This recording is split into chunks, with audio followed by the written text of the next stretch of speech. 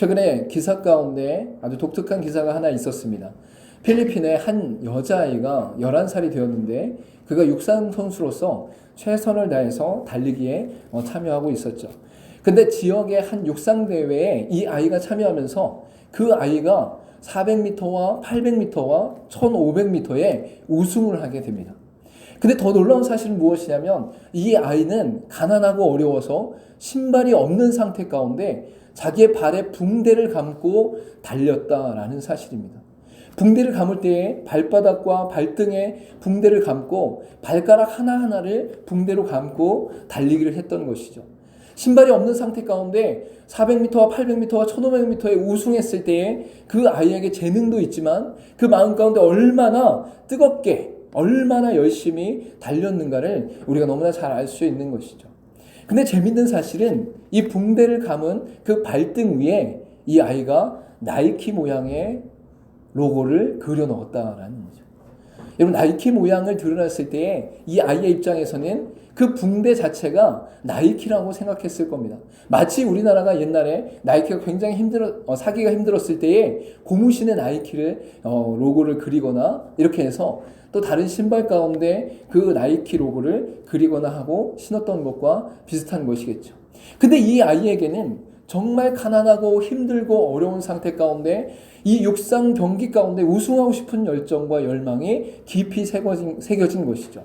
그래서 이 아이가 그린 로고는 단순히 이 나이키의 브랜드를 나타내는 것이 아니라 이 나이키가 표방하고 있는 Just Do It이라는 그것을 표방하고 있다. 그것을 담고 있다라고 말할 수밖에 없는 것입니다. 여러분, 우리가 브랜드를 사는 것 같지만 간혹 가다가 우리의 삶 가운데 아주 중요한 결정에 있어서는 그 브랜드를 사는 것이 아니라 그 브랜드가 갖고 있는 가치를 산다라고 말할 수도 있는 것입니다. 우리의 삶 가운데 그것을 가질 수 없지만 그것이 표방하고 있고 그것이 나타나고 있는 가치를 자기네 삶 가운데 적용시키는 것이죠. 그래서 이 여자 소녀에게는 나이키 신발은 없지만 그 나이키 로고를 통해 나는 무엇이든지 할 수 있다. 나는 포기하지 않을 것이다. 라고 하는 결단과 열망 속에 그 아이가 육상 경기에 참여하게 되었고 400m, 800m, 1500m에서 우승을 할 수 있는 놀라운 일들이 일어나게 됐다라고 말할 수 있는 것이죠. 여러분, 세상에 많은 사람들은 기독교를 볼 때에 여러 종교 중에 한 종교로밖에 볼 수 없습니다. 왜냐하면 그들 가운데는 믿음이 없고 말씀이 없고 하나님의 살아계심을 경험하지 못했기 때문인 것이죠. 근데 그들이 바라볼 때에 이 기독교라는 것은 하나의 브랜드라고 볼 수 있습니다. 그러나 우리 가운데 그 브랜드에 치중하는 것이 아니라 그 브랜드가 담고 있는 가치, 즉 예수 그리스도의 십자가의 사랑과 영원한 생명의 은혜를 우리가 담고 있기 때문에 교회가 아직도 이 땅 가운데 부패하고 썩어지고 넘어진다 할지라도 이 교회를 통해 구원의 역사는 계속적으로 일어나고 있다라는 것이죠. 근데 참으로 안타까운 것은 이 땅의 교회들과 지금 현재의 교회들이 이 가치를 잊어버리고 있는 가운데 겉으로 껍데기만 보존하고 있는 것은 아닌가 돌아볼 필요가 있다라는 것이죠. 기독교는 많이 있고 교회는 많이 있는데 이 성경 가운데 담겨있는 예수 그리스도의 말씀과 예수 그리스도의 십자가의 은혜와 예수 그리스도의 부활 승천 가운데 영원한 새하늘과 새 땅에 놀라운 은혜는 어느 순간인가 사라지고 있는 것은 아닌가 살펴볼 필요가 있다라는 것. 혹시 가치는 잊어버렸는데 겉으로 번지르르한 기독교 신앙의 모습, 형식과 건물만이 우리 가운데 있는 것은 아닌가 살펴볼 필요가 있다는 것이죠. 사람들은 나타나는 것으로 말미암아 상대의 가치를 판단하고 결정하게 됩니다.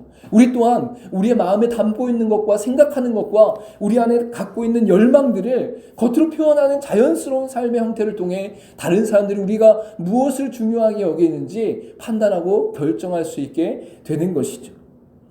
여러분, 우리가 산상수훈의 말씀을 함께 나누고 있습니다. 특별히 지난주에는 2020년도의 비전인 바로 삶으로 빛나는 하나님의 영광 가운데 마태복음 5장 16절의 말씀을 함께 나누게 되었습니다. 그 마태복음 5장 16절 가운데도 나타나는 것은 우리의 착한 행실을 통해 하나님의 영광이 나타나게 된다. 하나님의 영광을 보게 될 것이다 라고 말씀하고 있죠. 특별히 이 빛은 우리로부터 나오는 윤리 도덕적인 빛이 아니라 바로 소금과 빛으로 존재했을 때의 그 존재함으로 말미암아 우리 가운데 착한 행실이 드러난다라고 말씀하고 있는 것입니다. 근데 특별히 더 깊이 나아가면 우리의 존재 가운데 영향을 주는 것이 무엇이냐, 우리의 영적인 상태와 내적인 상태를 변화시키는 것은 무엇이냐라고 살펴보니까 오늘 본문의 말씀 가운데 시작되어진 팔복의 말씀, 팔복의 삶이 우리 가운데 소금과 빛으로 드러날 수 있는 동력이 되어진다라고 말씀하고 있는 거예요. 그래서 앞으로 우리가 팔복의 내용들을 함께 다뤄주면서 우리의 내적이고 영적인 부분 가운데 하나님께서 기뻐하시는 이 팔복의 은혜를 누리고 있는가, 이 팔복의 은혜로 말미암아 나타나는 소금과 빛의 삶이 우리 가운데 있는가, 그리고 그 소금과 빛의 삶을 통해 하나님의 영광이 다른 사람들이 우리를 볼 때에 발견할 수 있는 은혜의 능력이 있는가를 살펴볼 수 있는 저와 여러분들에게 간절히 소망합니다. 특별히 산상수훈은 마태복음 전체 가운데 기록된 5가지 설교 중에서 첫 번째 설교로 나타나는 것을 볼 수 있습니다. 그래서 성경 전체 가운데도 예수 그리스도께서 가장 중요하게 말씀하시는 설교의 내용 중 하나다라고 볼 수 있는 것이죠. 마태복음 5장부터 7장까지의 말씀을 통해서 팔복과 소금과 빛, 그리고 원수를 사랑하는 것과 주기도문과 황금률과 좁은 문과 반석 위에 지은 집 등의 이야기가 나타나고 있는 것을 볼 수 있어요. 그러니까 마태복음 전체 가운데 5가지 설교가 있는데 그 중에 첫 번째 설교가 바로 마태복음 5장부터 7장까지 나타난 설교다라는 것이죠. 그리고 우리가 함께 읽었던 것처럼 산 위에 올라갔을 때에 예수님께서 그들에게, 제자들에게, 수많은 사람들에게 선포한 내용이기 때문에 바로 산상수훈이다라고 명명하고 있는 것을 우리가 볼 수 있습니다. 특별히 산상수훈이 시작되기 전 4장 17절 말씀 가운데는 주님의 첫 설교가 나타나게, 주님의 말씀이 선포되어지기 시작하는 것이 나타나는데 그때에 회개하라 천국이 가까웠느니라 라고 선포하고 있는 것을 볼 수 있어요. 바로 5장의 그 산상수훈이 시작되기 전에 마태복음 4장 17절 가운데 회개하라 천국이 가까웠느니라 라고 말씀하고 있다라는 것이죠. 그리고 나서 마태복음 4장 23절 가운데 천국 복음을 전파하시고 라고 말씀하고 있는 것을 볼 수 있습니다. 이러한 말씀들이 천국에 대해서, 바로 하나님의 나라가 이 땅 가운데 임하는 것에서 말씀을 하시다가 마태복음 5장 가운데 이 팔복의 말씀이 일어나게 되어지는데, 팔복 가운데 나타난 이 첫 번째, 심령이 가난한 자는 복이 있나니 천국이 그들의 것입니다 라고 말씀하시는 것과 동시에 마지막 8번째 말씀인 의를 위하여 박해를 받는 자는 복이 있나니 천국이 그들의 것입니다 라고 말씀하고 있는 것을 볼 수 있는 것이죠. 즉 예수님께서 말씀하실 때에 예수님께서 이 땅 가운데 가장 중요하게 선포하고 있는 것이 무엇이냐? 바로 천국 하나님의 나라다라고 말씀하고 있는 거예요. 팔복 전체 가운데서도 처음에 시작할 때와 마지막 마무리할 때에 강력하게 강조하고 있는 것이 무엇이냐? 바로 천국에 관한 내용, 하나님 나라에 관한 내용이 그들 가운데 나타나고 있다라는 것이죠. 더 나아가서 이 산상수훈이 끝나는 마지막 마태복음 7장 21절 가운데도 바로 나더러 주여 주여 하는 자마다 천국에 들어갈 것이 아니요 라고 말씀하고 있는 것을 볼 수 있어요. 즉 산상수훈 전체 가운데 마지막 7장 21절 가운데도 바로 천국에 대해서 강조하시면서 하나님의 나라를 분명히 말씀하고 있다라는 것이죠. 특별히 마가복음 1장 15절 가운데는 때가 찼고 하나님의 나라가 가까웠으니 회개하고 복음을 믿으라 라고 분명히 말씀하고 있습니다. 즉 예수님께서 이 땅 가운데 오셔서 하나님께서 예수 그리스도 통해 이루시고자 하는 것은 바로 한 사람 한 사람을 구원하는 것과 동시에 이 땅 가운데 하나님의 나라가 임하고 하나님의 나라가 회복되어지는 것을 예수님의 가장 강력한 목적으로 말씀하고 있다라는 것이죠. 결국은 공생의 3년이 지나고 십자가에 달려 죽으시며 부활하시는 모든 여정 속에 결국 예수 그리스도께서 이루시고자 하는 것은 바로 하나님의 나라가 이 땅 가운데 임하며 하나님 나라가 회복되어지는 것에 목적이 있다라는 것을 분명히 말씀하고 있는 것이죠. 여러분, 우리가 보통 천국을 말할 때는 죽으면 가는 곳으로, 어떠한 공간으로 이해하는 것을 알 수 있습니다. 그러나 그것뿐만 아니라 성경 가운데 우리 가운데 나타나는 것은 바로 예수 그리스도께서 이 땅 가운데 오셔서 하나님의 말씀을 드러내시고 그의 주권과 통치가 나타남으로 말미암아 이 땅에 예수를 믿는 모든 사람들에게 이미 임한 것이 하나님의 나라다라고 분명히 선포하고 있는 것이죠. 마태복음 12장 28절 가운데 그러나 내가 하나님의 성령을 힘입어 귀신을 쫓아내는 것이면 하나님의 나라가 이미 너희에게 임하였느니라 라고 분명히 말씀하고 있어요. 여러분, 이미 임했다는 것은 앞으로 임할 것이다, 앞으로 도래할 것이다, 너희가 죽으면 갈 것이다 라고 말씀하시는 것이 아니에요. 예수 그리스도께서 지금 이 순간 마귀를 쫓아내실 때 이미 하나님의 나라의 권세와 능력이 그 안에 임했고 그로 말미암아 마귀 사탄이 물러가게 되었다라고 말씀하고 있는 것이죠. 그래서 예수 이름이 권세가 있다라고 말씀하는 것은 단순히 이름이라는 표면적인 껍데기를 말하는 것이 아니라 예수 그리스도의 십자가의 죽으심과 부활하신 가운데 이 땅에 하나님의 나라의 주권과 권세와 통치가 그분으로 인해 임했다, 회복됐다라는 선포가 우리의 신앙과 믿음 가운데 고백되었을 때에 예수의 이름으로 권세가 드러난다라는 것이죠. 그때 여러분의 삶에 있는 마귀와 사탄과 유혹하는 자들과 여러분을 넘어뜨리는 모든 자들을 예수 이름의 권세로 물리칠 수 있다라는 것을 분명히 선포하는 것이죠.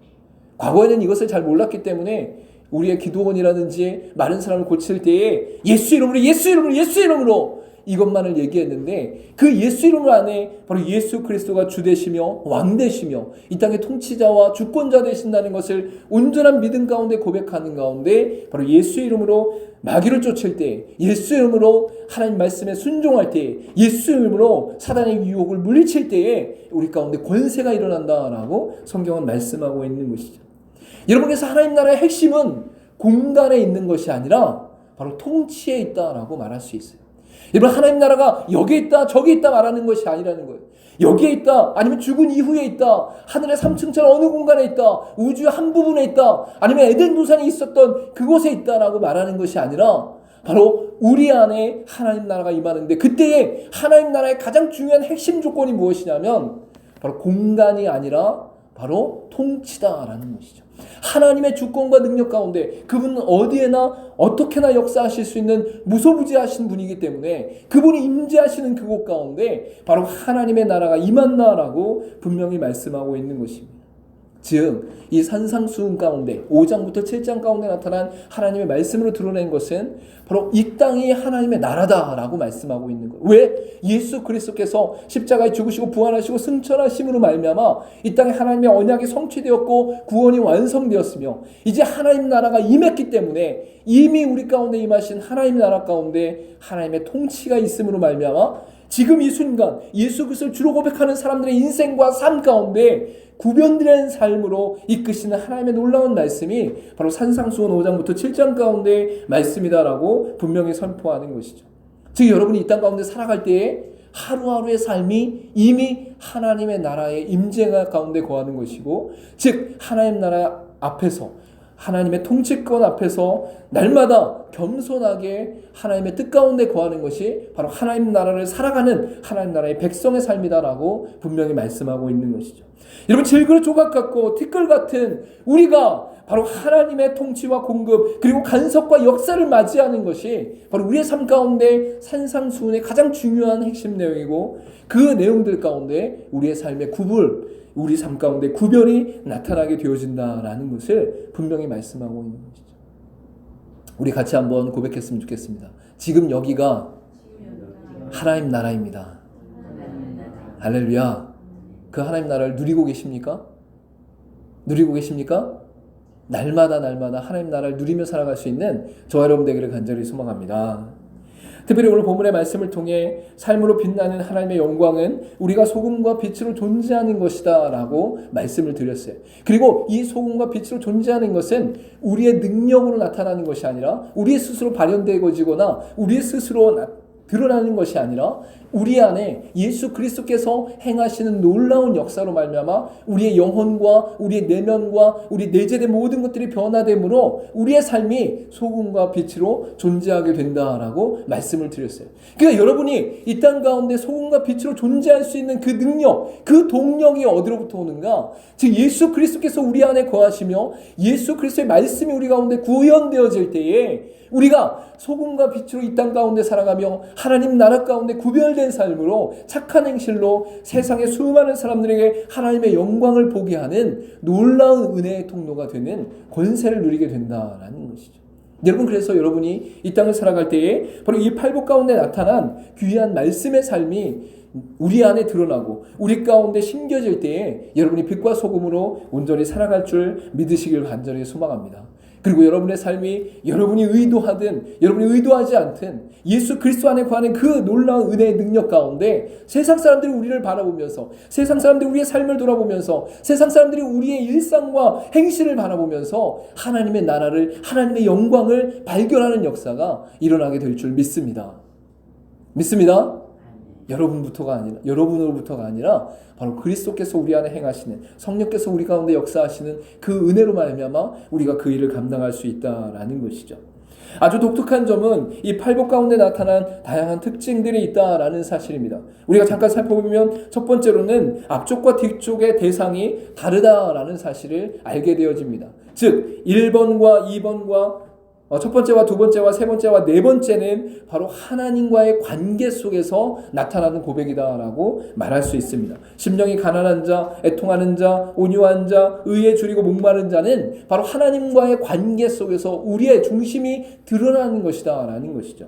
그리고 다섯 번째와 여섯 번째와 일곱 번째와 여덟 번째 나타나는 팔복 중에 네 가지는 바로 사람들과의 관계 속에서 고백되어지는 내용이다라고 말할 수 있는 것입니다. 긍휼히 여기는 자, 마음이 청결한 자, 화평하게 하는 자, 의를 위하여 박해를 받는 자 등은 바로 이 땅 가운데 살아가면서 우리의 삶에 관계된 사람들과의 관계 속에 우리가 어떻게 삶의 태도와 자세를 갖는가에 대한 부분이 나타나고 있다라는 것이죠.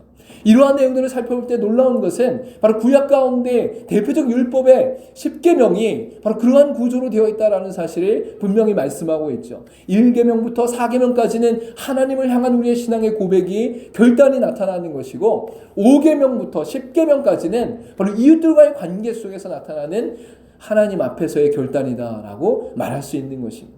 예수 그리스도께서 이 땅 가운데 오셔서 2대 강령으로 말씀하신 놀라운 말씀은 바로 하나님을 사랑하고 이웃을 사랑하는 가운데 우리의 삶의 신앙의 고백이 온전히 드러난다라고 말씀하고 있는 것이죠.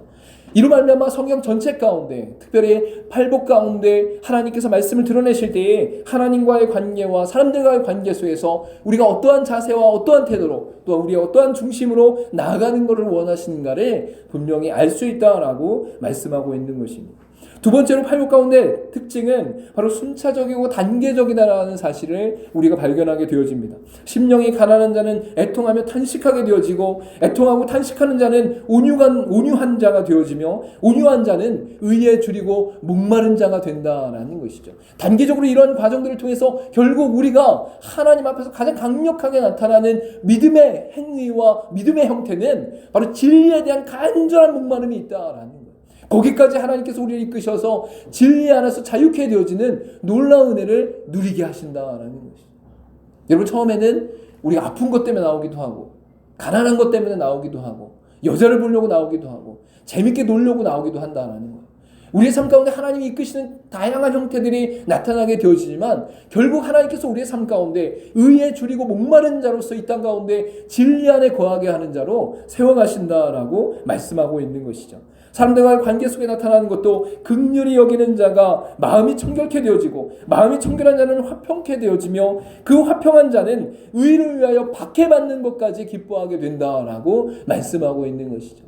처음에 우리의 마음과 우리의 생각 가운데 나 자신과 다른 사람을 긍휼히 여기는 데까지 나가지만 결국에는 복음을 증거하고 예수 그리스도를 드러내는 데 있어서 다른 사람들이 나를 핍박하고 나를 못살게 굴고 나를 어렵게 할지라도 그것을 기뻐하고 즐거워하는 데까지 우리의 신앙과 우리의 삶이 변화된다라고 성경은 말씀하고 있는 것이죠. 세 번째로 이 팔복의 특징은 대칭적인 구조 가운데 나타난다라고 볼 수 있습니다. 바로 이 첫 번째로 하나님과의 관계 속에 나타났던 첫 번째와 두 번째와 세 번째와 네 번째가 바로 사람들과의 관계 속에 나타났던 다섯 번째, 여섯 번째, 일곱 번째, 여덟 번째의 복들과 연결되어졌다라는 것이죠. 즉 데칼코마니 같이 접었을 때에 바로 첫 번째 복과 다섯 번째 복이 겹쳐지게 되어지고 두 번째 복과 여섯째 복이 겹쳐지게 되어지고 세 번째 복과 일곱째 복이 겹쳐지게 되어지고 네 번째 복과 여덟째 복이 겹쳐지게 되어 있다라는 것이죠. 심령이 가난한 자는 긍휼히 여기는 삶을 살게 되어지고 애통하며 탄식하는 자는 마음이 청결하게 되어지고 온유한 자는 화평하게 되어지며 의에 줄이고 목마른 자는 의를 위하여 기꺼이 박해를 받는 또한 기뻐하는 삶을 살게 되어 있다라는 것이죠. 여러분, 이 팔복의 은혜는 우리 가운데 하나님 앞에서 우리의 중심이 어떻게 변화되어지는가, 이 내적인 부분과 영적인 부분이 어떻게 하나님 앞에서 세워져 가는가를 분명히 제시하고 있다라는 것이죠. 여러분, 이 팔복이 우리 안에 구현되어지고 이 팔복의 은혜를 붙잡고 살아가게 되어지면 우리 자신도 모르는 사이에 하나님의 은혜 가운데 우리가 소금과 빛으로 이 땅 가운데 살아가게 되어지고, 그 소금과 빛으로서의 삶이 결국 세상 사람들이 하나님을 알지 못하는 가운데 하나님을 발견하게 되어지는, 하나님께 영광 돌리게 되어지는 놀라운 은혜의 통로가 된다라는 것을 분명히 말씀하고 있는 것입니다. 이 은혜 가운데 날마다 승리하는 저와 여러분 되기를 간절히 소망합니다. 아멘. 우리 같이 한번 고백해 보겠습니다. 팔복의 은혜를 누림으로 소금과 빛으로 존재하여 우리의 삶이 하나님의 영광 드러내기 원합니다. 하나님은 홀로 존재하시기에 그분 스스로가 영광을 드러내시지만 이 땅에 죄로 말미암아 사망으로 말미암아 하나님과 단절되어지고 떠나 있는 사람들은 바로 하나님의 사람들을 통해, 빛과 소금의 존재를 통해, 팔복의 삶을 온전히 살아가는 삶을 통해 바로 예수 그리스도와 하나님의 영광을 온전히 깨닫게 되어지고 발견케 되어진다라고 성경은 말씀하고 있는 것이죠. 그래서 오늘 첫 번째로 심령이 가난한 자에 대한 삶이 어떻게 나타나는가를 우리가 오늘 말씀을 통해 함께 나누지기를 간절히 소망합니다. 우리 3절의 말씀을 같이 한번 읽어보도록 하겠습니다. 3절의 말씀 같이 읽겠습니다. 시작. 심령이 가난한 자는 복이 있나니 천국이 그들의 것이며. 아멘.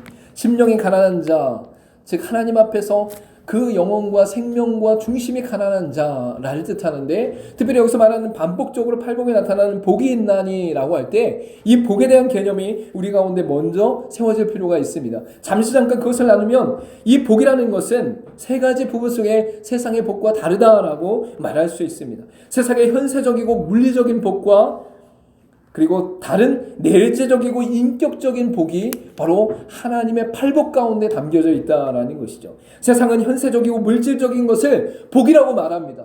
돈 있는 것, 부자인 것, 잘 사는 것, 풍요로운 것이 우리 안에 복이라고 말씀하고 있는 것이죠. 그러나 성경은 내재적이고 인격적인 복을 말씀하고 있는 것이죠. 우리의 심령 가운데, 마음 가운데 평강이 넘치는 것입니다. 하나님이 우리 가운데 임함으로 말미암아 세상이 줄 수 없는 은혜가 넘치고 기쁨이 넘치는 것을 인격적인 관계에서 누리도록 하는 것이 팔복 가운데 복이다라고 말씀하고 있는 것이죠. 두 번째로 복을 어떻게 정의하느냐? 세상과 사람 중심이 아닌 하나님과 하나님 나라의 중심 가운데 복을 누리는 것을 우리는 복이라고 말하고 있다라는 것이죠. 세상의 많은 사람들, 세상의 많은 존재들 가운데 우리의 복을 누리는 것이 아니라 바로 하나님 안에서 하나님의 나라 가운데 복을 누리는 것이 우리의 복의 기준이다라고 말할 수 있다는 것입니다. 세 번째로 복의 기준이 어떻게 나타나느냐? 바로 소유와 행동의 관점이 아니라 존재와 성품의 관점에서 발견되는 복이다라고 말할 수 있는 것입니다. 여러분이 손에 쥐고 있는 것, 여러분이 이 땅 가운데 드러내는 행동, 또 이 땅 가운데 사람들이 추구하는 많은 삶의 방식들이 기준이 아니라, 그것을 보는 관점이 아니라 바로 우리 가운데 존재와 성품에 대한 관점으로 나타나게 된다라는 것. 나는 누구인가? 나는 어떤 존재인가? 어디로부터 와서 어디로 가는가? 나는 하나님이라는 존재가 있는가? 라는 이 존재 자체에 대한 부분과 우리의 마음 가운데 내재해 있는 우리의 성품과 관련된 복이 바로 성경의 복이다라고 말할 수 있다라는 것이죠.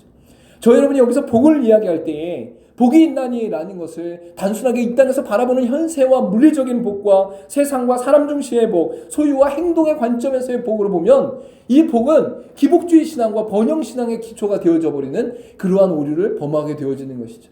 그러나 성경은 분명하게 내재적이고 인격적이며 하나님과 하나님 나라 중심이며 존재와 성품의 관점으로 이 복을 이해해야 된다라고 말할 수 있는 것입니다.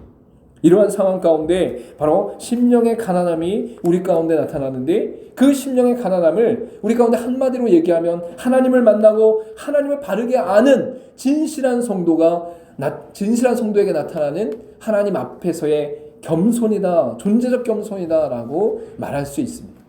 즉 하나님을 알지 못하는 자들이, 하나님을 만나지 못했던 자들이 이제 하나님을 만나고 하나님을 알고 하나님과 함께하는 시간들을 통해 그 놀라우신 하나님 앞에서 절대적으로 겸손할 수밖에 없는, 낮아질 수밖에 없는 그 자세를 바로 심령이 가난한 자다라고 말할 수 있다라는 것이죠. 로마서 9장 30절과 31절 가운데 이렇게 말씀합니다. 그런즉 우리가 무슨 말하리요? 의를 따르지 아니한 이방인들의 의를 얻었으니 곧 믿음에서 난 의요 의의 법을 따라간 이스라엘은 율법에 이르지 못하였으니 라고 분명히 말씀하고 있는 것이죠. 즉 우리의 의가 믿음으로 나타났고 율법이 없다 할지라도 율법이 이루지 못했던 하나님의 놀라운 역사가 바로 믿음으로 말미암아 우리 가운데 완전하게 드러난다라고 선포하고 있는 것입니다. 즉 우리 가운데 하나님이 베푸신 이 믿음의 능력과 권세, 즉 하나님을 만난 그 은혜의 능력 안에서 우리가 겸손할 수밖에 없는 상태, 그것을 바로 우리는 심령이 가난한 자다라고 말하게 된다라는 것이죠. 그래서 성경 가운데는 이러한 고백과 이러한 선포를 하는 사람들이 많이 있습니다. 대표적으로 구약 가운데는 모세와 이사야를 말할 수 있는 것이죠. 모세는 출애굽기 3장 가운데 하나님이 부르셔서 이스라엘 백성의 지도자로 삼으시기 위해 그를 이끄십니다. 그러나 4장에 가서는 이 모세가 하나님 앞에 고백하는 내용들이 나는 도저히 할 수 없습니다. 나는 도저히 부족한 자입니다. 라고 고백하는 것을 볼 수 있는 것이죠. 대표적으로 출애굽기 4장 10절 가운데 모세가 여호와께 아뢰되 오 주여 나는 본래 말을 잘하지 못하는 자니이다. 주께서 주의 종에게 명령하신 후에도 역시 그러하니 나는 입이 뻣뻣하고 혀가 둔한 자니이다 라고 고백하는 것이 이 모세의 고백이었다라는 것입니다. 하나님의 완전하심 앞에, 하나님의 완전하신 능력 앞에, 하나님의 완전하신 부르심 앞에 우리 작고 연약하며 긍휼하며 또한 헐벗으며 굶주리며 무가치한 상태가 있는 그대로 적나라하게 드러나니까 하나님 앞에 나는 할 수 없습니다. 나는 부족한 자입니다. 나는 미련한 자입니다. 나는 연약한 자입니다. 고백할 수밖에 없는 그것을 발견한 상태가 바로 심령이 가난한 자이다라고 말할 수 있다라는 것이죠. 여러분 이사야도 하나님 앞에 이렇게 고백합니다. 주여 내가 여기 있사오니 나를 써주소서, 내가 있나이다 나를 보내소서라고 이사야 선지자가 고백하는 것이죠. 이것만 보면 이사야 자체가 하나님 앞에서 결단하며 헌신하며 온전하게 나가는 것 같은데 이사야는 이 고백 이전에 하나님 앞에 이렇게 고백하고 있습니다. 그때에 내가 말하되 화로다 나여 망하게 되었도다. 나는 입술이 부정한 사람이요 나는 입술이 부정한 백성 중에 거주하면서 만군의 여호와신 왕을 배웠음이로라 하였더라 라고 말씀하고 있는 거죠. 하나님 앞에 부르심을 받은 이사야가 하나님을 만났는데 자신의 연약함과 미련함과 무가치함과 두려움과 헐벗음 가운데 하나님 앞에 고백하는 것은 나는 부정한 백성입니다. 나는 부족한 영혼입니다. 나는 미련한 자입니다. 우둔한 자입니다. 하나님 나는 할 수 없습니다. 나 자신만 보면 하나님 앞에서 도저히 쓰임받을 수 없습니다 라고 고백하는 것이 바로 구약 선지자들의 또한 구약의 지도자들의 고백이었다라고 말하는 것이죠. 여러분 하나님을 만난 사람은 하나님의 크고 위대하시며 놀라운 그 은혜 앞에서 자신의 부족함과 연약함과 미련함과 무가치함과 또한 부정함을 고백하게 된다라는 거예요. 그래서 예수 믿는 사람들에게 꼭 따라오는 것이 무엇이냐?